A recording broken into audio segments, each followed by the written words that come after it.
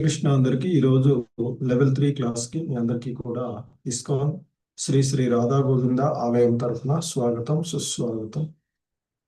ఓం ప్రణామం. అజ్ఞానతిమిరాంధస్య జ్ఞానాంజనశలాకయా చక్షుర్మిలితం యేన తస్మై శ్రీ గురవే నమః. श्रीचैतन्यमनोभीष्टं स्थापितं येन भूतले स्वयं रूपः कदा मह्यं ददाति स्वपदान्तिकम्. वन्देऽहं श्रीगुरु श्रीयुतपदकमलं श्रीगुरून् वैष्णवांश श्रीरूपं साग्रजातं सहगण रघुनाथान्वितं तं सजीवं साद्वैतं सावधूतं परिजनसहितं कृष्ण चैतन्य देवं श्रीराधा कृष्ण पादान् सहगण ललिता श्रीविशाखान्वितांश नमो विष्णुपादाय कृष्णप्रेष्ठाय भूतले श्रीमते भक्तिवेदांत स्वामिनिति नामिने. नमस्ते सारस्वते देवे गौरवाणी प्रचारिणे निर्विशेष शून्यवादी पाश्चात्यदेश तारिणे. जय श्री कृष्ण चैतन्य प्रभु नित्यानंद श्री अद्वैत गदाधर श्रीवासादि गौर भक्त वृंद. हरे कृष्णा कृष्ण कृष्ण हरे हरे, हरे राम राम राम हरे हरे. రే కృష్ణ, ఈ ఉపదేశ అమృతము అనేటువంటి గ్రంథంలోని ఉన్నటువంటి శ్లోకాలకు ఇస్కాన్ సంస్థాపక ఆచార్యులైనటువంటి శ్రీల ప్రభుపాదుల వారి యొక్క ప్రామాణికమైనటువంటి వ్యాఖ్యానం ద్వారా మనము చూస్తూ ఉన్నటువంటిది. సో ఈ క్రమంలో మనము మొదటి శ్లోకంలో నియంత్రించుకోవలసినటువంటి 6 అంశాలను గురించి, తదుపరి శ్లోకంలో భక్తికి మరి ఆటంకాన్ని కలిగించేటువంటి భక్తిని నశింపచేసేటువంటి 6 అంశాలను గురించి, మూడో శ్లోకంలో భక్తికి దోహదపడేటువంటి మరి ఏ అంశాలు భక్తికి దోహదపడతాయి అనేటువంటి దానిలో ఉత్సాహంగా ఉండడము, నిశ్చయంతో ప్రయత్నించడము, ఓర్పును వహించి ఉండడము, నియమాలను పాటించి పనిచేయడము, అభక్తుల యొక్క సాహచర్యాన్ని విడిచిపెట్టడము, పూర్వ ఆచార్యుల యొక్క అడుగుజాడలలో నడవడము అనే 6 అంశాలు మరి విశుద్ధ భక్తి యోగ నిర్వహణకు అనుకూలమైనవి అనేటువంటి అంశాన్ని చూసినటువంటిది. సో మరి మనము పూర్వ ఆచార్యులు, మనకి ఇస్కాన్ సంస్థాపక ఆచార్యులైనటువంటి శ్రీల ప్రభుపాదుల వారు మరి ఈ కృష్ణ చైతన్య ఉద్యమాన్ని ప్రపంచవ్యాప్తంగా వ్యాపింపచేసినటువంటి వారు. మరి వారి యొక్క గురువు గారైనటువంటి భక్తి సిద్ధాంత సరస్వతి ఠాకూర్ మహారాజ్ ప్రభుపాదుల వారి యొక్క ఆవిర్భావ దినోత్సవము ఈరోజు. సో మరి అటువంటి ఒక మహా వైష్ణవుడు అయినటువంటి సింహగురువుగా చెప్పబడేటువంటి ఈరోజు ఇస్కాన్ సంస్థలు ఇవన్నీ ఇలా ఉన్నవి అంటే మరి వారి యొక్క ప్రేరణ ద్వారానే వచ్చినటువంటి స్థితి. సో అటువంటి వారి యొక్క ఆవిర్భావ దినోత్సవ సందర్భంగా వారి యొక్క ప్రణతిని శ్లోకాలు ఒకసారి చెప్పుకున్నాక మిగతాది మళ్ళీ క్లాసులోకి వెళ్దాము. హరే కృష్ణ. నమో ఓం విష్ణు పాదాయ కృష్ణ ప్రేష్టాయ భూతలే శ్రీమతే భక్తి సిద్ధాంత సరస్వతీతి నామినే. श्रीवार्षभानवी देवी दयिताय कृपाब्धये कृष्ण संबंध विज्ञानदायिने प्रभवे नमः।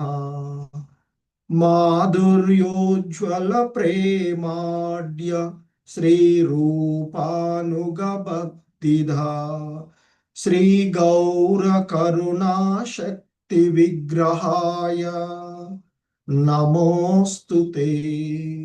नमस्ते गौरवाणी श्रीमूर्तये दीनतारिणे रूपानुग विरुद्ध अपसिद्धांत ద్వంతహారిణి.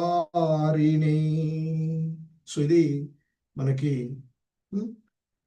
శ్రీల భక్తి సిద్ధాంత సరస్వతి ఠాకూర్ మహారాజ్ ప్రభుపాదుల వారి యొక్క ప్రణతి మంత్రము. హరే కృష్ణ. సో మరి ఈరోజు మనము ఉపదేశ అమృతంలో ఉన్నటువంటి 4వ మరి బిందువుని చూడబోయే. ఎందుకంటే ఇంతకుముందు చెప్పినట్లుగా ఒక 6 నియమాలు, అలాగే 6 అంటే 6 నియంత్రించుకోవలసినటువంటి 6 అంశాలు, మరి భక్తికి ఆటంకాన్ని కలిగించేటువంటి 6 అంశాలు, మరి తదుపరి భక్తి పురోభివృద్ధి కావడానికి ఉపయోగపడేటువంటి 6 అంశాల యొక్క ప్రస్తావన వచ్చిన తదుపరి మరి ఇక్కడ రూప గోస్వాముల వారు చెప్తూ ఉన్నటువంటి, ఎందుకంటే మరి వారు నెక్స్ట్ మరి ఏ విధమైనటువంటి భక్తి, మరి కేవలం నియమాలను పాటించడమేనా, లేదా కేవలము మరి జపం చేయడమేనా అనేటువంటిది కాకుండా, మరి భక్తి అంటే సంబంధము, భగవంతునితో సంబంధము, భక్తులతో సంబంధము అనేటువంటి విషయాన్ని తెలియచేసేటువంటి మరి అంశాలను మనకి ఈ 4వ శ్లోకంలో తెలియచేస్తారు. ఆ శ్లోకాన్ని చూద్దాం మనం ఈరోజు. హరే కృష్ణ.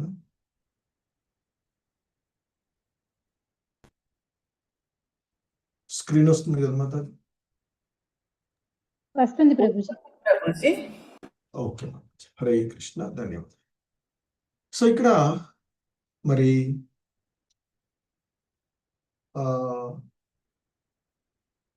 సంబంధాలు ఎలా ఉండాలి, మనము మన ప్రవర్తన, భక్తిలో ప్రవర్తన ఎలా ఉండాలి అనేటువంటి అంశాలను తెలియచేసేటువంటి ఈ శ్లోకము ఇక్కడ. దదాతి ప్రతిగృహణాతి గుహ్యమాఖ్యాతి పృచ్ఛతి భుంక్తే భోజయతే చైవ షడ్విధం ప్రీతి లక్షణం. సో మరలా ఇక్కడ రూప గోస్వాముల వారు భక్తుల మధ్య ఉండేటువంటి ప్రేమ, ఆకర్షణ, సంబంధానికి 6 లక్షణాలను చెప్తూ ఉన్నారు. దదాతి ప్రతిగృహణాతి గుహ్యమాఖ్యాతి పృచ్ఛతి భుంక్తే భోజయతే చైవ షడ్విధం ప్రీతి లక్షణం. సో మొదటిది దదాతి అని చెప్తున్నారు. అంటే ఇవ్వడము అని అర్థం వస్తుంది, లేదా దానము ఇవ్వడము. ప్రతిగృహణాతి, దదాతి ప్రతిగృహణాతి. దదాతి అంటే ఇవ్వడము, ప్రతిగృహణాతి అంటే స్వీకరించడం. ఇవ్వడము, స్వీకరించడం. గుహ్యమాఖ్యాతి అంటే మనసు విప్పి, గుహ్యమాఖ్యాతి అంటే రహస్య విషయాలను, గుహ్యం అంటే రహస్య విషయాలను, ఆఖ్యాతి అంటే వివరించుకోవడం. గుహ్యమాఖ్యాతి అంటే రహస్యమైనటువంటి విషయాలను, హృదయపూర్వకమైనటువంటి ఆ రహస్య విషయాలను పంచుకోవడం. పృచ్ఛతి అంటే గుహ్యం అంటే ఇక్కడ రహస్యము, ఆ ఆఖ్యాతి అని చెప్పబడుతున్నటువంటి దాంట్లో వివరించడము. పృచ్ఛతి అంటే విచారణ చేయడం, మనకు తెలిసిన వాటిని తెలియచేయడము, అలాగే మనకు తెలియని వాటిని గురించి విచారణ చేసుకోవడం. అంటే పృచ్ఛతి అంటే ఇక్కడ అడగడము, విచారణ చేయడము అనేటువంటి వస్తుంది. భుంక్తే అంటే ఆ భుజించడం అంటే ప్రసాదం. ఇక్కడ భక్తి భావనలో ఇస్కాన్లో మనం చెప్పేటువంటిది ప్రసాదాన్ని స్వీకరించడము. భుంక్తే అంటే ప్రసాదాన్ని స్వీకరించడం. భోజయతే అంటే అలాగే ప్రసాదాన్ని పంచడం, ప్రసాదాన్ని స్వీకరించడము, ప్రసాదాన్ని పంచడం, వితరణం చేయడం.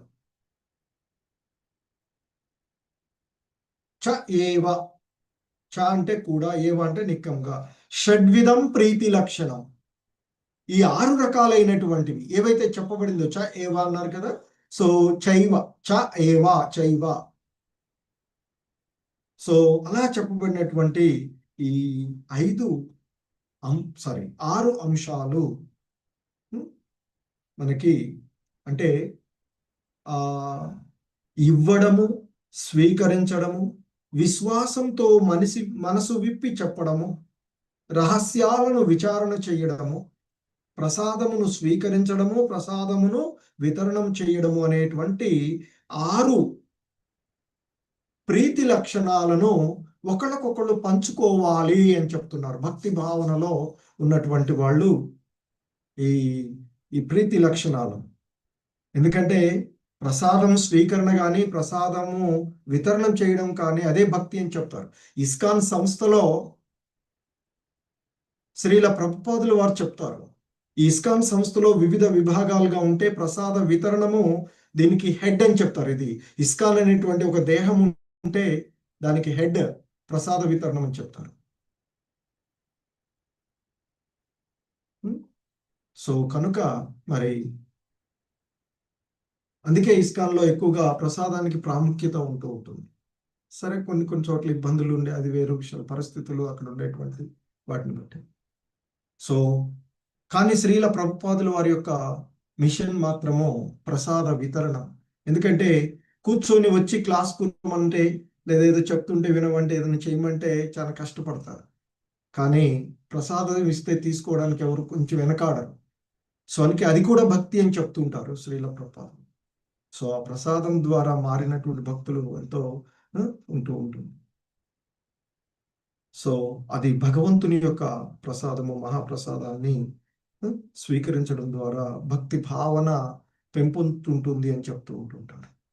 సో ఆ విధంగా ఈ శ్లోకంలో మనకి ఒక 6 లక్షణాలను ఒకరికొకరు పంచుకోవడం ద్వారా భక్తిలో పురోభివృద్ధి, అంటే భక్తికి భక్తులు ఒకరితో ఒకళ్ళు వాటిని, ఆ సంబంధాలను పెంచుకోవడం ద్వారా భక్తిలో పురోభివృద్ధి చెందుతారు అని చెప్తూ ఉంటుంటారు. ఎందుకంటే ముఖ్యంగా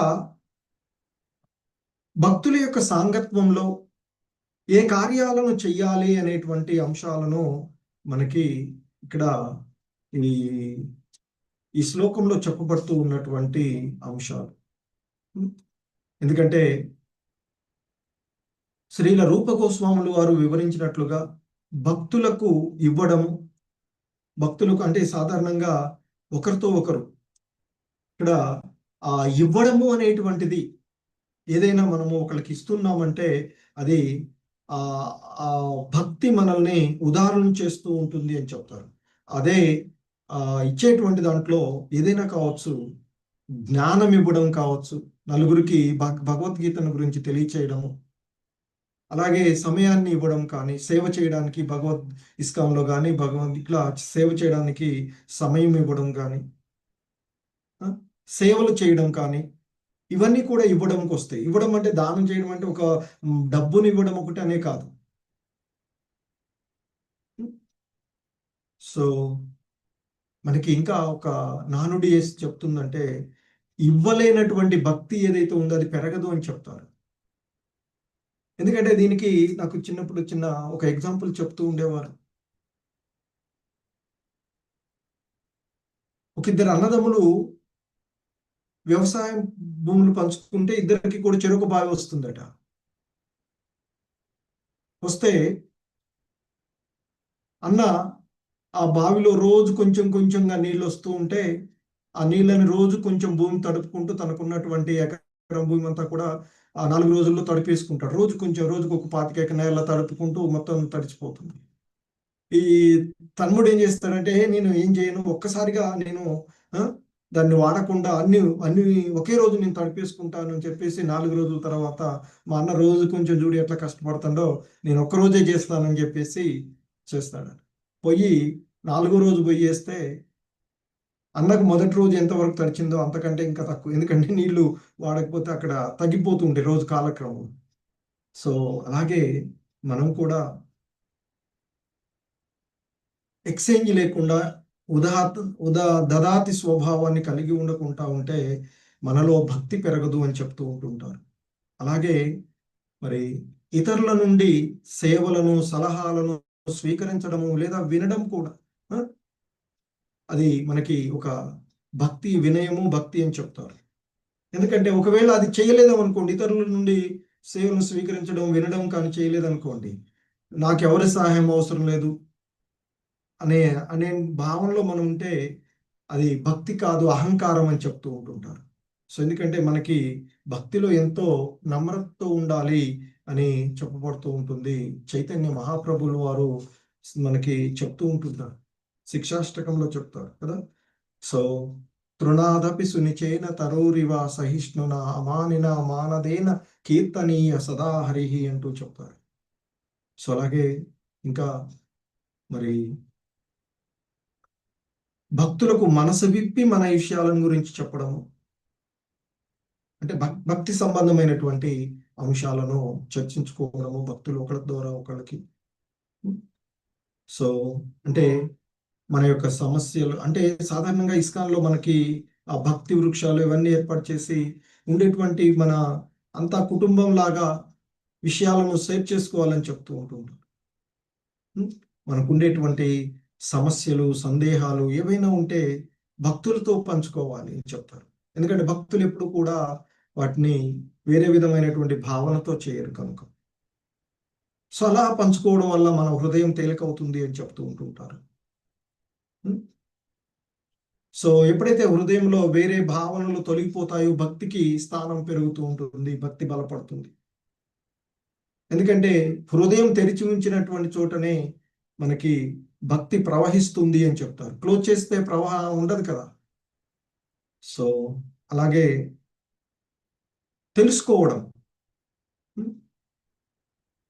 మరి ఎందుకంటే ఇక్కడ పృచ్ఛతి అంటే మనకి చెప్పబడినట్టు విచారణ చెయ్యడం.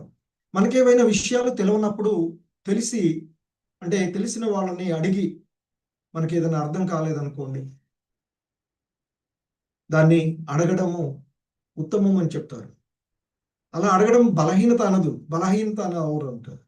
సో కాబట్టి మరి అలా అడిగి ఎంక్వైరీ చెయ్యి. అందుకనే భగవద్గీతలో కూడా చెప్తారు కదా, ఒక ప్రామాణికమైనటువంటి గురువును దరిచేరి ఆయనకి సేవ చేస్తూ ప్రశ్నలు అంటే మంచిగా ప్రశ్నలు అడుగుతూ ఆయనకు సేవ చేయమని చెప్తారు. అటువంటి వారు నీకు జ్ఞానాన్ని బోధిస్తారు అని చెప్తారు. ఎందుకంటే ప్రశ్నలు లేని, ప్రశ్నాన్సర్స్ లేని, ఎన్నిసార్లు అడిగిన ప్రశ్నలు ఏమన్నా డౌట్స్ ఉన్నాయంటే ఎవరేం మాట్లాడరు. సో ఇక్కడ చెప్పబడేది ఏంటంటే భక్తిలో అలా అంటే అందరికీ అలా ఉండకపోవచ్చు.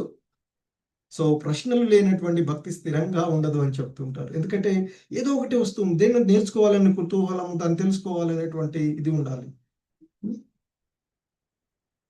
అలాగే ప్రసాదాన్ని భుజించడం, ప్రసాదాన్ని భక్తులకు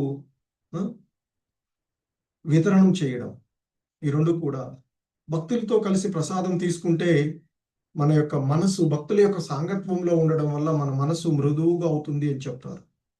ఎందుకంటే ప్రసాదము ఇంతకుముందు చెప్పినట్లు భక్తే అది మన మనసును శుద్ధి చేస్తుంది అని చెప్తూ ఉంటారు. సో అలాగే ప్రసాదాన్ని ఇతరులకు పెట్టడం వల్ల మనకి భక్తిలో అత్యున్నతమైనటువంటి ఆనందాన్ని పొందుతారని చెప్తారు. అలా పంచుకోవడం వల్ల అది రెట్టింపు అవుతూ ఉంటుంది అని చెప్తారు. సో మరి అలా ఆ విధంగా ఈ 6 లక్షణాలు భక్తుల మధ్య సహజంగా ఉండాలి అని చెప్తూ ఉంటారు. సో ఎందుకంటే ఆ విధమైనటువంటి అంశాలే భక్తికి మూలం కనుక వాటిని మరి భక్తులు పాటించాలి అని చెప్పబడుతూ ఉన్నటువంటిది.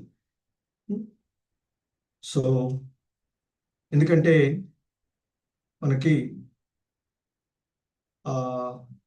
ఇంకా కృష్ణ చైతన్య ఉద్యమంలో ముఖ్యంగా మనకి సత్సంగాలు ఏర్పాటు చేసి, తర్వాత భక్తి వృక్షాలు ఏర్పాటు చేసి,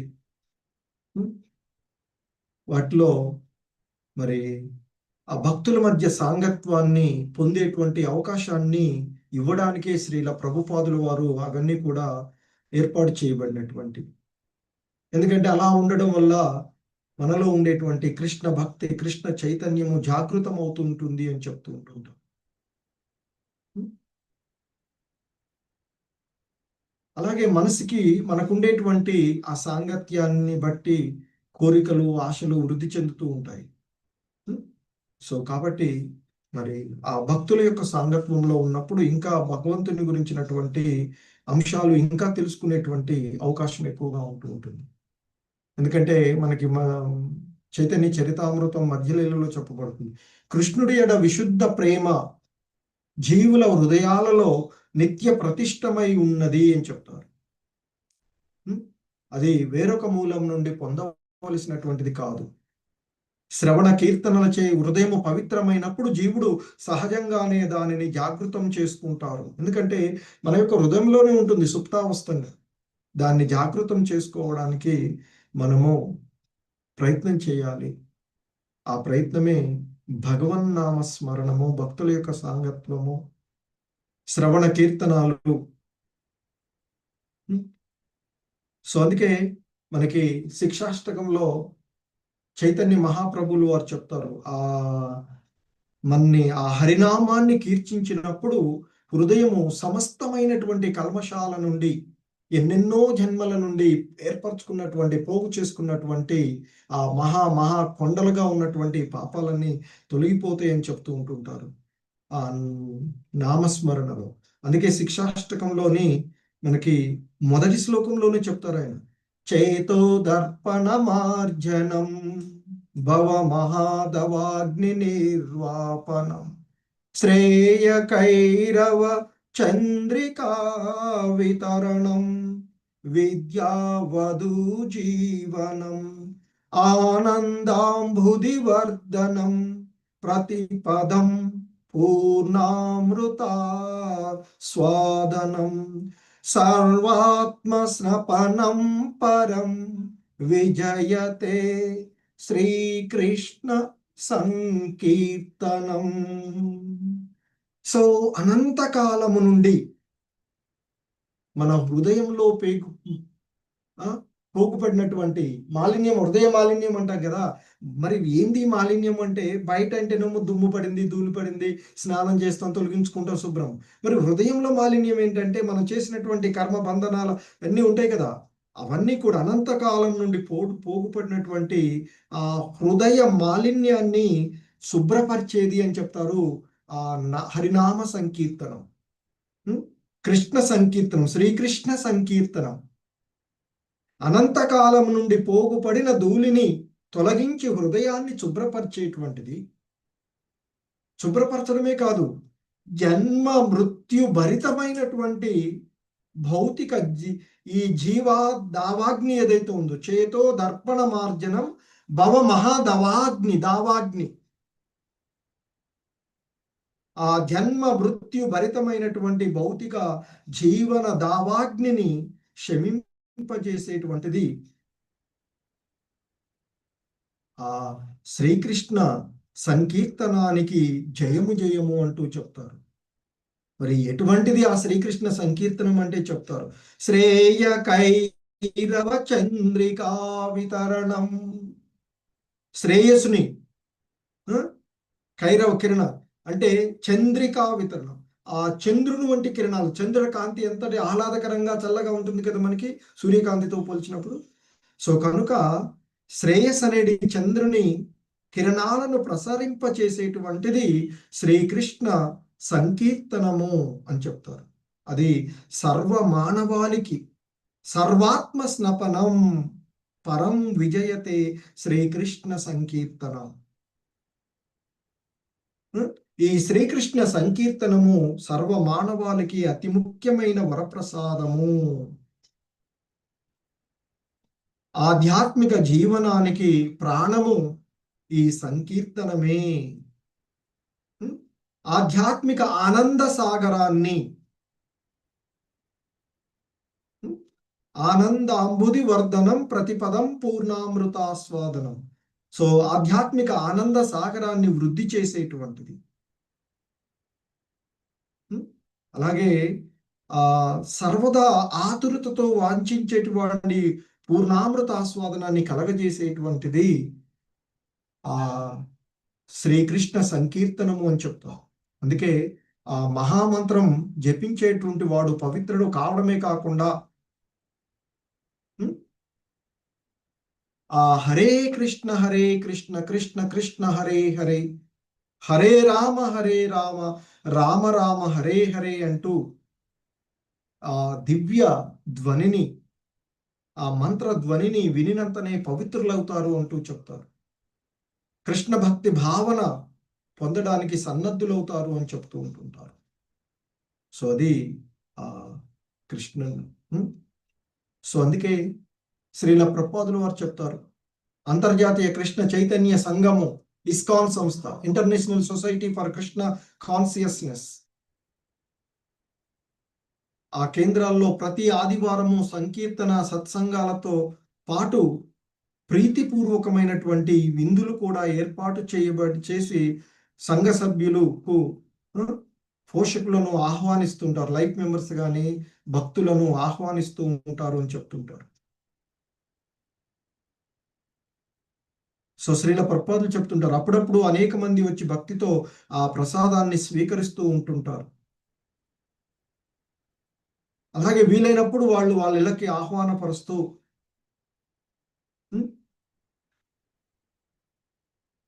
తృప్తి తీరా భోజనాలను కూడా పెడుతూ ఉంటారు అని చెప్తున్నారు. అలా భక్తుల మధ్య అలా వినిమయం జరగాలి అని చెప్పబోతున్నటువంటి. అలాగే ఇంకా మనకి మరి ఆ భగవత్ ప్రేమ వృద్ధి చెంది అది అంటే భగవంతుని యొక్క వెడ మనకు అనురాగ ఆసక్తి పెరిగి అది భగవత్ ప్రేమగా పరిణితి చెందినప్పుడు మనకి అది జయప్రదం అవుతుందని చెప్తారు. అందుకే మనకి శ్రీమద్ భాగవతంలో చెప్పబడుతుంది ఒక శ్లోకం, సవై పుంసా పరో ధర్మో యతో భక్తిరదోక్షజే అహైతుక్య ప్రతిహత యయాత్మా సుప్రసీదతి. ఆ అదోక్షజుడైన శ్రీకృష్ణుని పట్ల ప్రేమ భక్తిని కలగజేసేదే మానవుల పరమ ధర్మము అని చెప్తారు. ఆత్మ యొక్క పూర్ణ తృప్తి కొరకు అట్టి భక్తి నిరుహేతుకము అవరోధములు అయి ఉండాలి అని చెప్తుంటారు. సో ఆ విధంగా ఆ వినిమయం, ఆ సత్సంగం సో చెప్తుంటారు. అందుకనే ఇక్కడ అభక్తుల నుండి దూరంగా ఉండాలి అని కూడా చెప్తూ ఉంటుంటారు. ఎందుకంటే సాధారణంగా భక్తులు ఆహార నియమాల్లో ఎవరు పడితే వాళ్ళు వండినటువంటి వాటిని ఏదో వ్యాపార ధోరణిలో అలా చేసేటువంటి వాటిని స్వీకరించవద్దు అని చెప్తూ ఉంటుంటారు. ఎందుకంటే ఆ లౌకికులు తయారు చేసినటువంటి అన్నము మనసుని దుష్టమైనదిగా తయారు చేస్తుంది అని హెచ్చరిస్తారు. సో కనుక భక్తుల దగ్గర నుండి స్వీకరించాలి అని చెప్తూ ఉంటుంటారు. సో కాబట్టి మనకి సారాంశంగా చెప్తారు శ్రీల ప్రభుపాదుల వారు, మనము భక్తుల యొక్క సాంగత్వం చేయాలి, భక్తి యోగ నియమాలను పాటించాలి, ఆచార్యుల అడుగుజాడలను అనుసరించాలి, వినమ్ర పూర్వకంగా గురుదేవుని ఆజ్ఞలను నిర్వహించాలి. సో ఆ విధంగా మనము మన యొక్క భక్తియుత సేవను నిద్రాణంగా ఉన్నట్టి కృష్ణ భక్తి భావనను వృద్ధి చేసుకోగలము అని చెప్తారు. ఆరంభ దశలో ఉన్నటువంటి వాడైనా, మహాభాగవతుడైనా, భక్తిలో మధ్యస్థితిలో ఉన్నటువంటి వాడైనా, భగవత్ ప్రేమను కలిగిన వాడైనటువంటి భక్తులతో స్నేహం చూస్తూ అజ్ఞానుల పట్ల అనుగ్రహాన్ని చూపిస్తూ, అలాగా ఇక్కడ అభక్తులకు దూరంగా ఉండాలని చెప్పి వాళ్ళేమి హేట్ చేయమని చెప్పట్లేదు. వాళ్ళకి అనవసరమైనటువంటి విషయాల్లో వాళ్ళతో కలిసి ఉండొద్దు అని చెప్తుంటారు. అలాంటి అజ్ఞానుల పట్ల ద్వేషభావాన్ని కలిగి ఉండొద్దు అని కూడా ఉండొద్దు అని చెప్తారు. ద్వేషాన్ని ఉండొద్దు, వాళ్ళ ఎడ అనుగ్రహాన్ని కలిగి ఉండాలి. వాళ్ళకి పాపం అజ్ఞానంలో ఉన్నారు అనే భావంతో ఉండాలి తప్ప వాడు అభక్తుడు వాడిని ఇంటికి చేయొద్దు అట్లా అని చేయొద్దు అని చెప్తూ ఉంటుంటారు. సో వారి ఎడ ఎప్పుడూ కూడా అసూయపరులుగా ఉండొద్దు అని చెప్తారు. సో వీలైతే ప్రేమపూర్వకంగానే వ్యవహరించాలి. సో మరి ఇంకా మనకి ఇక మరి ఎటువంటి వైష్ణవుడిని ఎలా మనం సేవించాలి అనేటువంటి అంశాలను ఆయన శ్రీల రూప గోస్వాములు వారు తదుపరి శ్లోకాలలో తెలియచేస్తూ ఉన్నారు. సో తదుపరి శ్లోకాన్ని నెక్స్ట్ వీక్ చూద్దాం. హరే కృష్ణ. జగద్గురు శ్రీల ప్రభుపాద్ కీ జై.